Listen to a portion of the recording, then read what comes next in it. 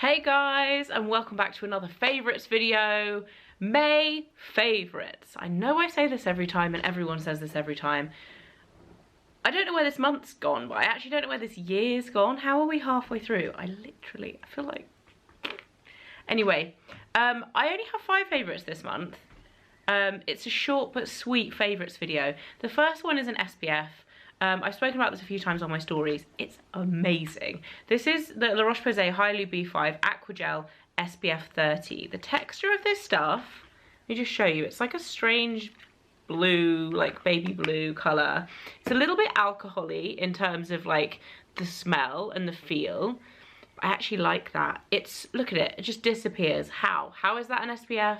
It's so lightweight, but it also has like a really moisturizing feel to it. I really love this for under makeup, and it's been what I've been reaching for every day. Like literally, I've been using it every day. It's so nice, literally.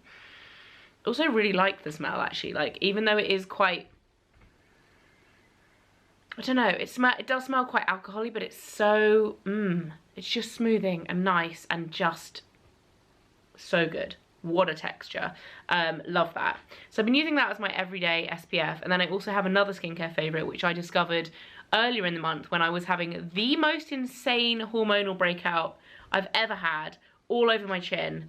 I had the most horrible, like really under the skin, like cystic spots that just wouldn't come to anything, but were really, like my whole chin was like swollen up and like so sore, like yuck, not nice.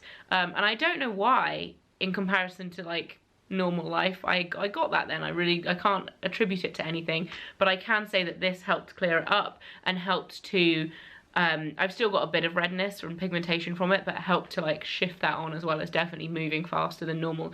This is the Alpha H Liquid Gold Midnight Reboot Serum. And this is an interesting product because it is glycolic acid based, 14% glycolic acid, so it's quite high percentage.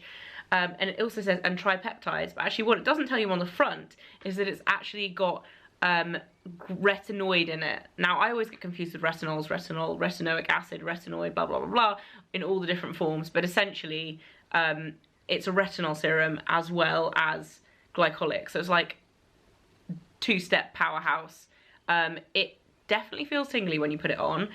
It's expensive as well, so this is 50ml and I believe it's £70.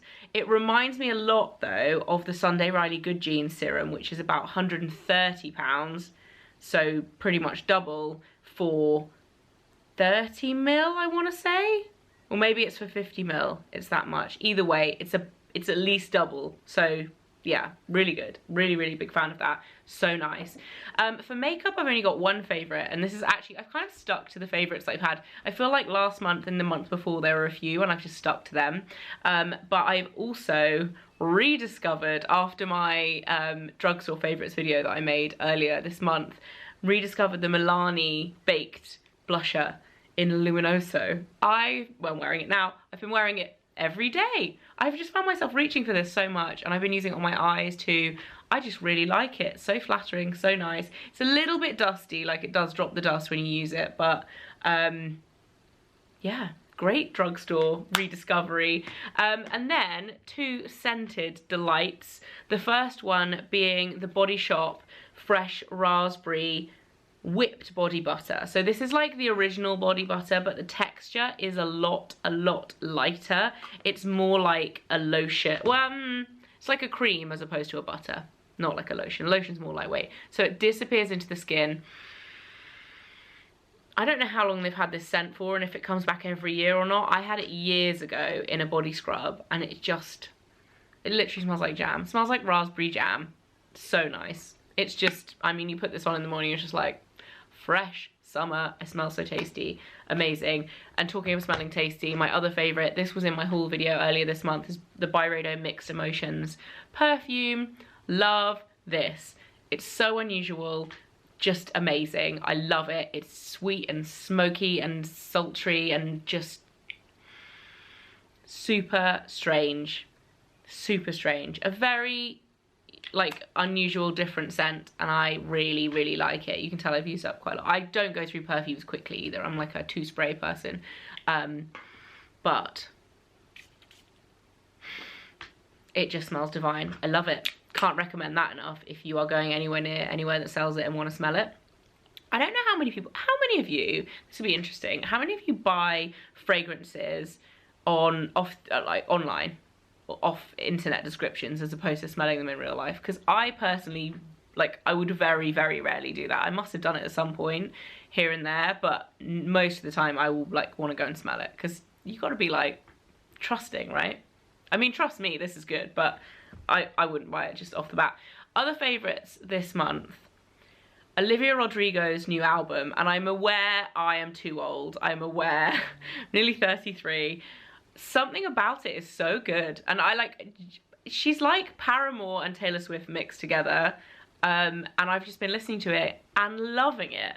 I'm aware, like, this is what the kids are listening to, right? I don't know, but is everyone listening to it? Probably everyone's listening to it. It's so good. If you're not listening to it, go and listen to it. The other thing that I really, really enjoyed this month, 2 movies. The first one I'm a bit late to the game with is Promising Young Woman. Brilliant. I loved it. Hilarious and dark and just spot on. Absolutely loved it. I'm late on that one. It won an Oscar, so that's been out for a while. But I watched that this month, and it was great, and Carey Mulligan in it is just fantastic. And the other one, I'm going to surprise you all, very different movies, is Army of the Dead on Netflix, which is their new zombie one. If you're on Netflix, they're probably pushing it because it's like one of their new movie releases. It's so good, and I was like such a crazy zombie fanatic when I was a kid and a teenager, obviously like older kid, not when I was really little. I loved zombie films, I love zombie games, I was into it.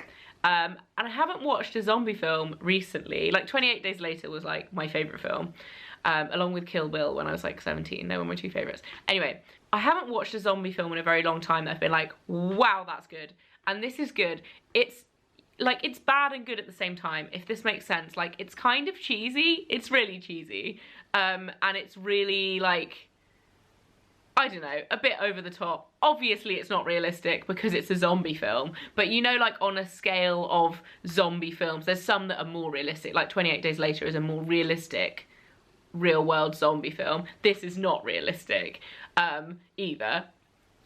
Obviously they're zombies, but you know, on the zombie scale, it's not realistic. However, it's so entertaining, and I spent the entire film basically shouting at the TV and like on the edge of my seat, like, no, don't go in there. And I feel like that is the sign of the best zombie films. I really enjoyed it. And I feel like that's probably it for this month's favourites.